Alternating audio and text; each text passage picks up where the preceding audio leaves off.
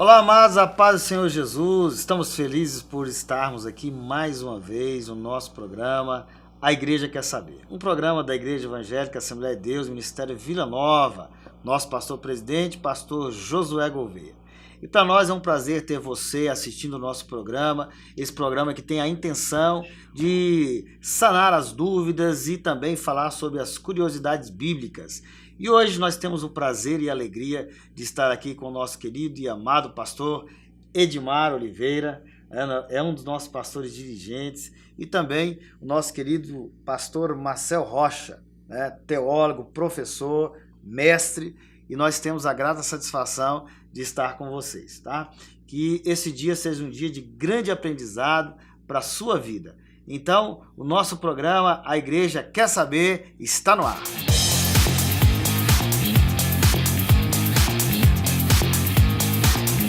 Muito bem, eu gostaria de ler um texto da Palavra do Senhor para nós estarmos iniciando o nosso programa de hoje.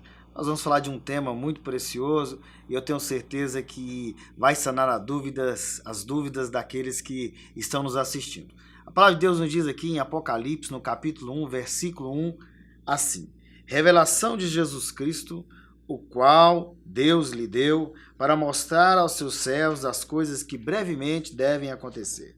E pelo seu anjo as enviou e as notificou a João, o seu servo. Este assunto que nós vamos discutir hoje traz muita dúvida e até curiosidade. Nós vamos falar um pouco sobre a escatologia bíblica.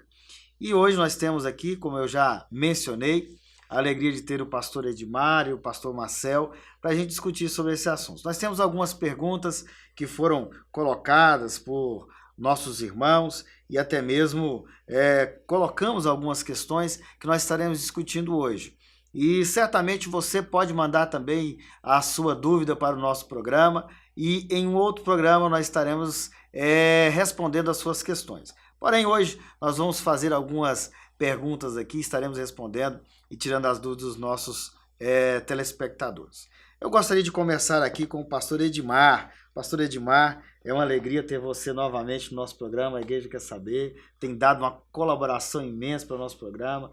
E agora nós estamos começando aí uma nova fase do nosso programa, cenário novo, né? Então eu vou começar com você, mas pode cumprimentar o nosso pessoal aí. Eu quero agradecer mais uma vez a oportunidade de estar aqui junto. As suas palavras são palavras que enchem o nosso coração de satisfação e alegria. E os nossos ouvintes, né, que estão aí a nos ouvir aí, que possa Deus te abençoar com tudo aquilo que nós vamos fazer aqui. E é um imenso prazer estar junto com você, Fabiano, e também com o pastor Marcelo. Muito bem. Pastor Marcel Rocha também pode fazer suas considerações. Primeiramente, eu quero agradecer a Deus por estar aqui mais uma vez, fazendo parte desse momento, desses assuntos que eu acho que é tão interessante para sanar as dúvidas de todos, né? Quero também agradecer ao pastor Edmar, que está aqui conosco também, em nome de Deus, né? Onde sempre está presente conosco. Ao senhor também, pastor Fabiano, pelo convite que me foi concedido e pela confiança. Então, eu creio que as perguntas vão ser bastante interessantes e que nós possamos responder de forma objetiva, né, mas que venha sanar um pouco dessas dúvidas. Muito bem. Então, vamos às perguntas, né, pastor Edmar? Nós temos uma pergunta, assim, já para começar aí, um tema que gera muita polêmica, né? Diz assim a pergunta: segundo a Bíblia, como vai ser o julgamento de Deus junto com a igreja depois do arrebatamento em relação às obras, o juízo, céu e inferno? Essas perguntas são perguntas interessantes e que, na verdade, mostra a curiosidade, né, que os nossos ouvintes têm em relação a isso. Mas para falar sobre esse assunto aí, eu quero primeiramente a gente reportar aqui 1 Tessalonicenses, capítulo 4, versículo 14 ao 17, que fala sobre a questão exatamente do como vai acontecer o arrebatamento, né? É uma sequência que mostra como o arrebatamento vai acontecer, como que todas as coisas vão desenvolver, ocorrer, e depois disso, na verdade, igual foi colocada aqui a pergunta, nós vamos observar que acontecerá então de duas formas. Aconteceu o arrebatamento, igual está em Tessalonicenses. Depois vem uma observação que é muito clara, muito interessante, que vai primeiramente acontecer o tribunal de Cristo, né? que tem os seus relatos lá em 1 Coríntios, capítulo 3, versículo 11 ao 15, que está dizendo assim, porque ninguém pode colocar outro alicerce além do que já está posto, que é Jesus Cristo. E se alguém constrói sobre esse alicerce, usando ouro, prata, pedras preciosas, madeira, feno, palha, suas obras será mostrada, porque o dia trará a luz, pois será revelada pelo fogo, que provará a qualidade da obra de cada um. Se é que alguém construiu, permanecer, se receberá ou não recompensa. Se o que alguém construiu se queimar, esse sofrerá prejuízo, contudo será salvo como alguém que escapa através do fogo. Dando uma ideia mais ou menos do que vai ocorrer. Segundo Coríntios 5,10 também diz, pois todos nós devemos comparecer perante o tribunal de Cristo, para que cada um receba de acordo com as obras praticadas por meio do corpo, que sejam boas, que sejam más. A ideia está falando então de quem? Dos cristãos, dos salvos, aqueles que vão estar com o Senhor. É bom a gente frisar essa questão para que as pessoas entendam que aqui Paulo, nesse contexto, está falando a cristãos. Não tem nada a ver com ímpios. E aí uma segunda fase que vai ser então o tribunal do trono branco. É 2 Pedro capítulo 3, versos 7, 10 ao 11, mostra isso de uma forma bem clara, o que vai ocorrer. E eu acho que isso complementa a questão da pergunta, que está falando sobre a questão de arrebatamento, depois fala de obras, fala do juízo, o céu e o inferno. E está falando justamente sobre o quê? Pela mesma palavra, os céus, a terra e que agora existem estão reservadas para o fogo, guardados para o dia do juízo e para a destruição dos ímpios. Está colocado assim, né, versículo 7, e o versículo 10 fala, o dia do Senhor, porém, virá como um ladrão, os céus desaparecerão com um grande estrondo, os elementos serão desfeitos pelo calor, e a terra, e tudo que nela há, será desnudada. Isso aqui é a versão NVI que nós estamos usando, para a gente poder entender o que realmente está se desenvolvendo dentro da pergunta. Aí vem Apocalipse, capítulo 11, do verso 11 ao 15, que fecha exatamente a questão do juízo de todas as coisas que vão acontecer. Olha, depois vi um grande trono branco, e aquele que nele estava sentado, a terra e o céu fugiram da sua presença, e não se encontrou lugar mais para eles. Vi também os mortos, grandes e pequenos, em pé diante do trono, e livros foram abertos. Outro livro foi aberto, o livro da vida. Os mortos foram julgados, de acordo com o que se estabeleceu. O mar entregou os mortos que nele havia, e a morte e o Hades entregaram os mortos que neles havia, e cada um foi julgado de acordo com o que tinha feito. Então, todas essas circunstâncias, e se segue, claro, a questão do versículo que está colocado aqui, né? Diz, aqueles cujos nomes não foram encontrados aonde? No livro da vida, foram lançados aonde? No lago de fogo.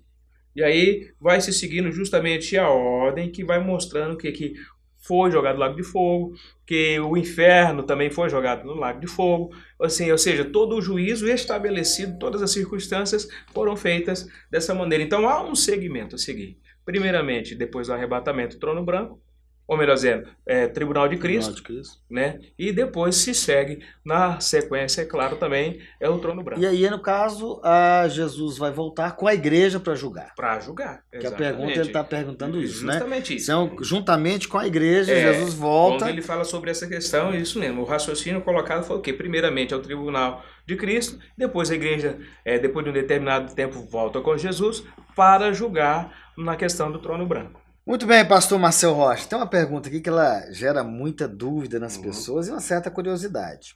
É sobre a marca da besta.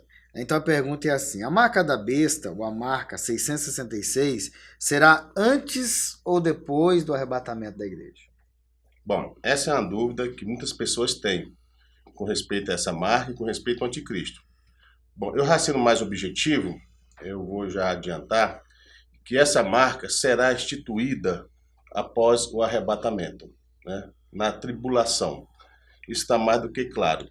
Nós temos que entender que esse número 666, na verdade, o número 6, dentro de Apocalipse, você sabe que Apocalipse trabalha com muitos números, né? E o número 6 representa o número do homem, né? Como o número 7 representa o número de Deus.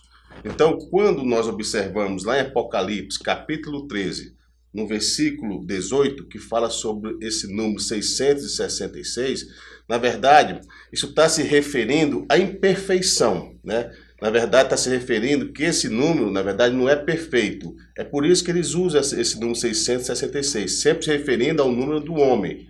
Porque Deus, o número é 7. São 7 estrelas, 7 candelabros, 7 castiçais, né? Tem 7 muitos selos, 7 selos, 7 trombetas. 7 trombetas. Tem muitos 7 exatamente no Apocalipse, simbolizando essa perfeição de Deus. A plenitude. A plenitude. Agora, se você analisar muito bem, o número 6 é o número do homem. Então, mostra que está muito aquém do número 7, que é o número de Deus. Mas vai ser instituído bem antes, vai ser instituído depois do arrebatamento. Por que isso? Para não trazer esse problema, essa confusão que nós estamos vivendo hoje sobre chips, sobre aquele monte de coisa que estou dizendo, que nós estamos colocando já sobre nós, que já é a marca da besta.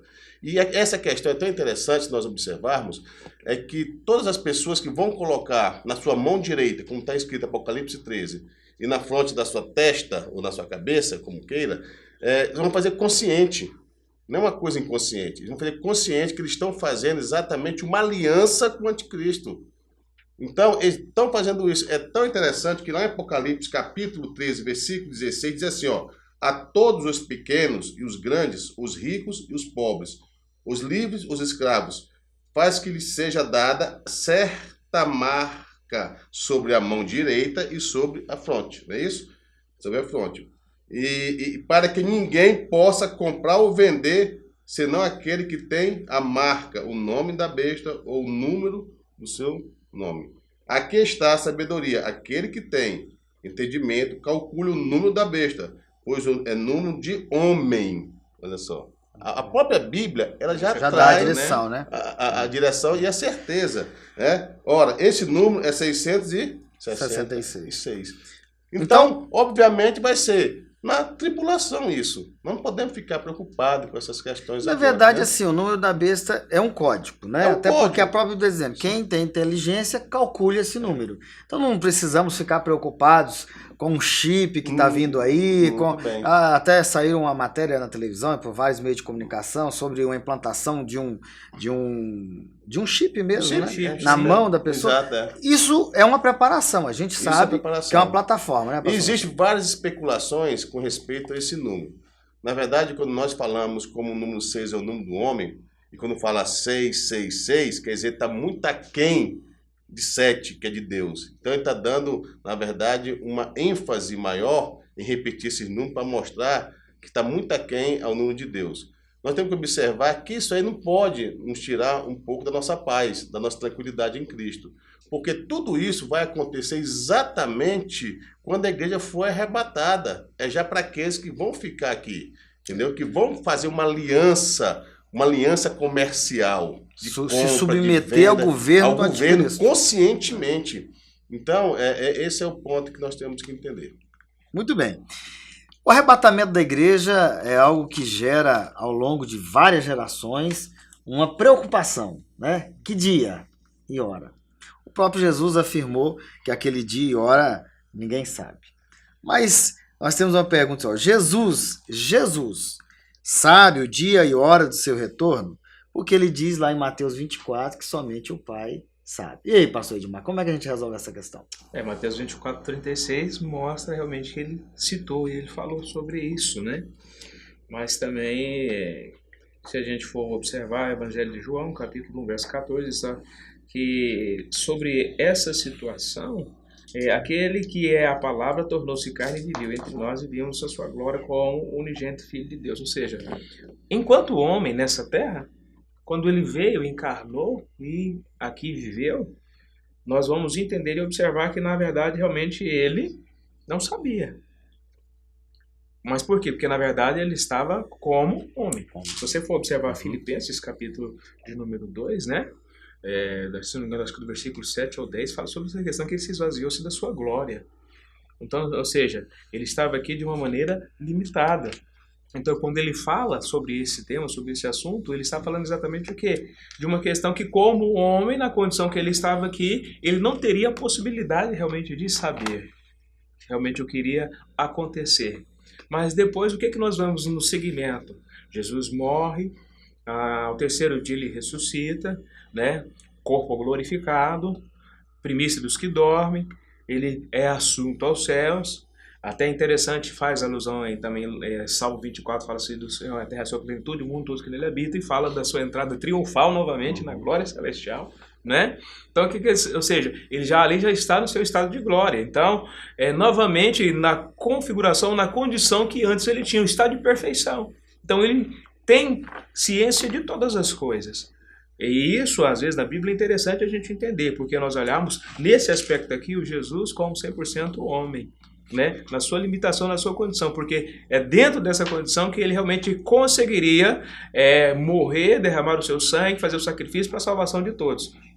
Porque aí então ele teria que ser então mais limitado, porque se ele fizesse isso realmente como 100% Deus, ou seja, isso não teria validade. Então, dentro dessa condição, na verdade é que Jesus então não sabia, mas depois da sua glorificação, ele tem ciência de todas as coisas. Isso é que é importante a gente observar. Até para o entendimento do texto bíblico, né? Jesus, quanto homem, ele disse que só o Pai sabia. Mas Jesus foi o Deus encarnado, né? Ele veio entre nós, habitou entre nós, mas ele é Deus. Muito bom. Então nós iremos agora para um rápido intervalo e já retornamos. Fique ligadinho, não saia daí.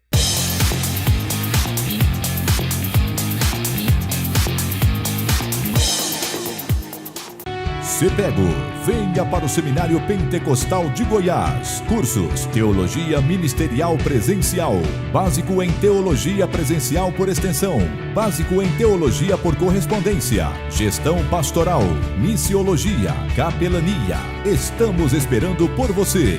Rua 215, número 293, Setor Leste, Vila Nova. CEPEGO, ensinando para uma nova vida. Se inscreva no canal Casamento no Altar e você vai receber um vídeo diariamente com dicas de relacionamento para casais, vídeos de 2 minutos com conteúdo do seu dia a dia que vão fazer toda a diferença no seu casamento. Não perca tempo, se inscreva no YouTube ou pelo número 998221590. Casamento no Altar, fazendo a diferença no seu dia a dia para você e sua família.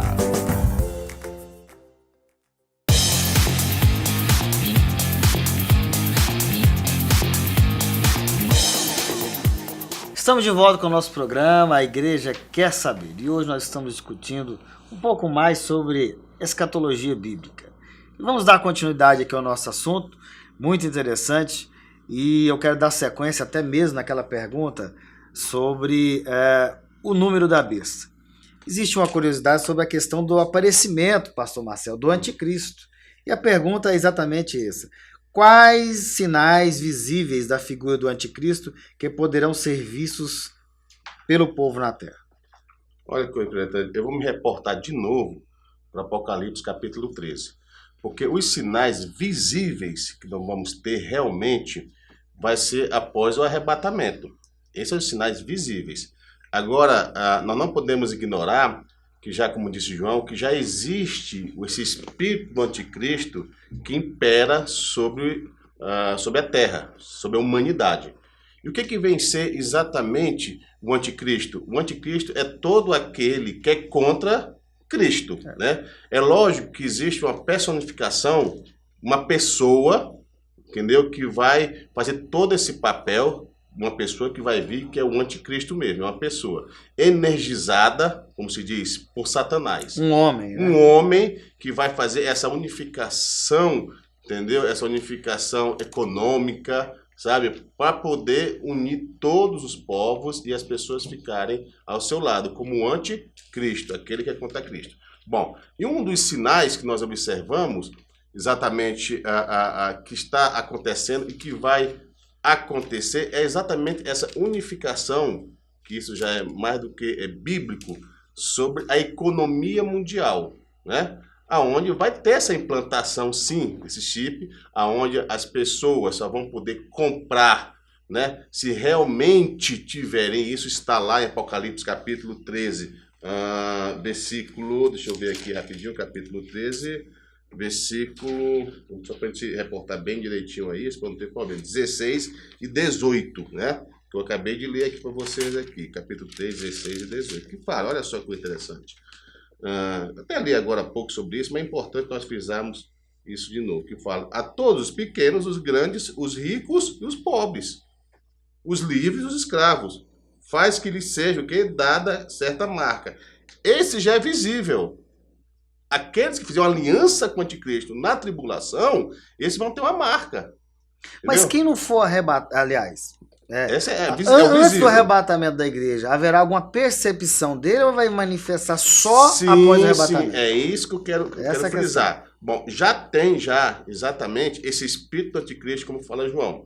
Já impera sobre as pessoas. Aliás, desde o tempo de João. Desde né? o tempo de João. Nós temos que entender que toda essa manifestação reflete em quê? Em primeira coisa, esfriamento espiritual. Isso Apostasia, é apostasia, entendeu?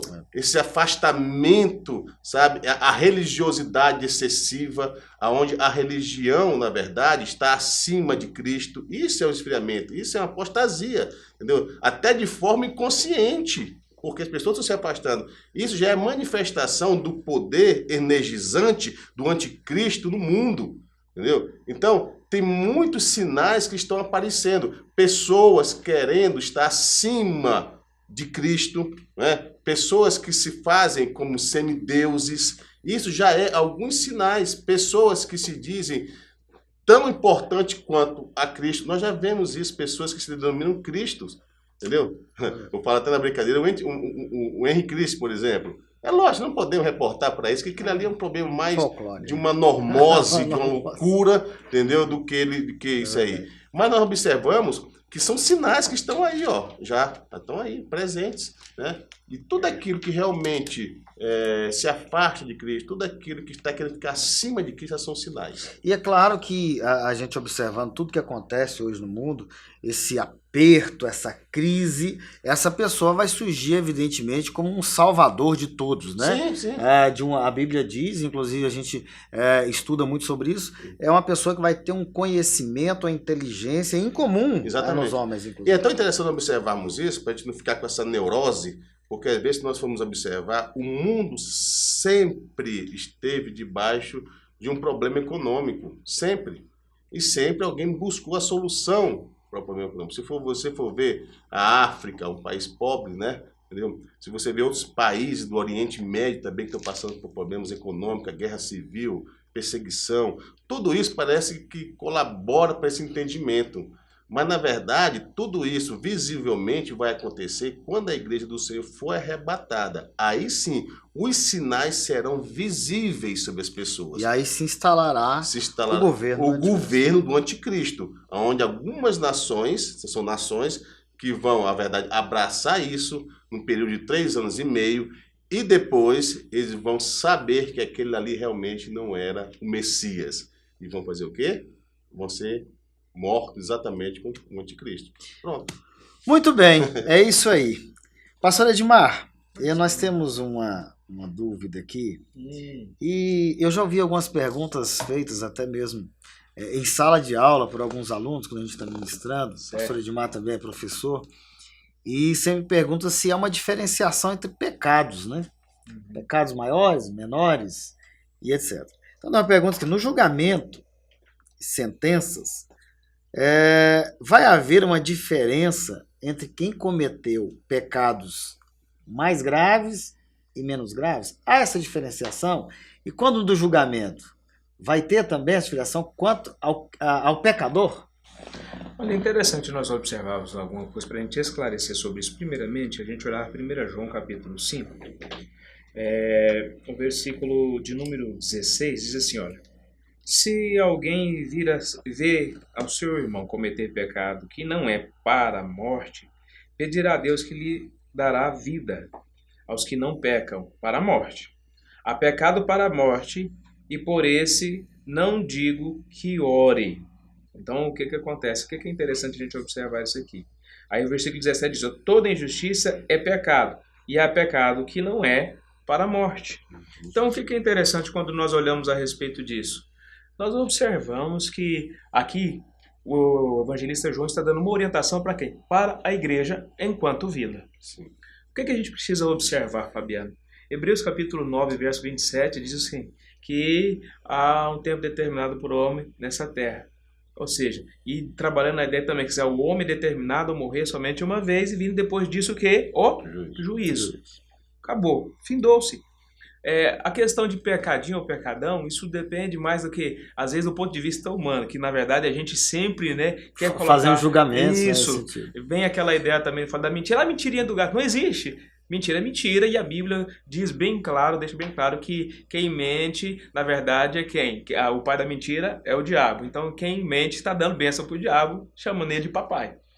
Aqui, enquanto tem vida, você tem a possibilidade de pecar, certo? Quando eu digo a possibilidade, no sentido de que às vezes a gente peca de forma involuntária e às vezes peca de forma voluntária. O que faz a diferença? Arrependimento. E a Bíblia deixa claro que o único pecado, querido, que não há perdão para ele enquanto vida é blasfêmia contra o Espírito Santo. Os demais todos, se houver arrependimento, ou seja, metanoia, mudança de mente e de atitude, esses serão perdoados. Mas após, querido, morrer... Acabou, não tem possibilidade. Não existe o grau de pecado grande ou pecado pequeno. Pecado é pecado, porque é afronta direta a Deus. Ou seja, hamartia é errar o alvo, errar o ideal de Deus. Então, uma vez você errando esse ideal e não havendo arrependimento, uma mudança de atitude, postura e se sujeitando humildemente na presença de Deus, ele está sujeito a julgamento. Se morrer dentro dessa condição, independente do que ele fez, não confessou, não arrependeu, julgamento a ele. A verdade é que nós devemos sempre arrepender dos nossos pecados. Tá? Quando arrependemos dos nossos pecados, as misericórdias de Deus nos alcançam. Isso é um fato tão interessante quando nós falamos a respeito disso, que você vai ver ao longo de toda a Bíblia fala sobre isso. Provérbios fala sobre pecado, você vai ver a história do povo de Israel, está inserida a realidade do pecado, onde Deus sempre chama o povo ao arrependimento. Você vai em Gálatas, que tem uma coleção realmente muito interessante no capítulo 5, que trabalha a partir do verso 19, falando sobre exatamente as obras da carne, mostrando exatamente o contexto da corrupção que nos cerca e mostrando que a possibilidade do arrependimento existe, mas enquanto vida, depois que morreu, findou-se. Não tem mais jeito. Não tem mais jeito. É interessante isso, né? Nós devemos sempre estar em atitude de arrependimento, porque Cristo veio exatamente para isso, para perdoar os nossos pecados. E nós estamos aqui, finalizando mais um programa, A Igreja Quer Saber, na alegria de ter sanado essas dúvidas. E não perca o nosso programa, nós estaremos aqui respondendo as suas questões. Tendo alguma dúvida, envia para nós e nós teremos o prazer de responder. Deus abençoe, pastor Marcel Rocha, que o Senhor continue abençoando a sua vida cada dia.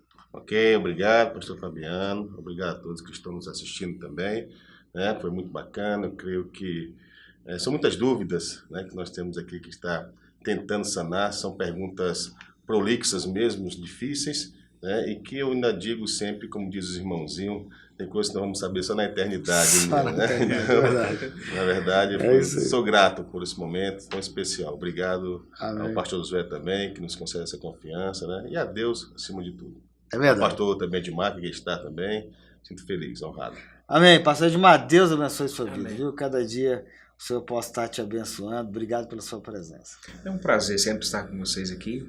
Agradecer ao meu pastor presidente, na verdade, pastor Josué, porque eu sei que se eu estou aqui também é na aquiescência dele, né? Pessoa que nós admiramos muito, tem o nosso apreço, o nosso respeito. Agradecer por estar também na companhia do Marcelo, na sua companhia, e para nós é um prazer. As respostas que nós damos aqui, a gente tenta ser o mais objetivo possível, né? Porque na verdade são, como o Marcelo falou, são prolixas as respostas, na verdade o contexto é muito grande, os detalhes são grandes, mas nós procuramos fazer isso aqui de uma forma bem objetiva para a compreensão dos nossos ouvintes. Muito bem. Então não perca o nosso próximo programa, A Igreja Quer Saber. Deus abençoe e até lá.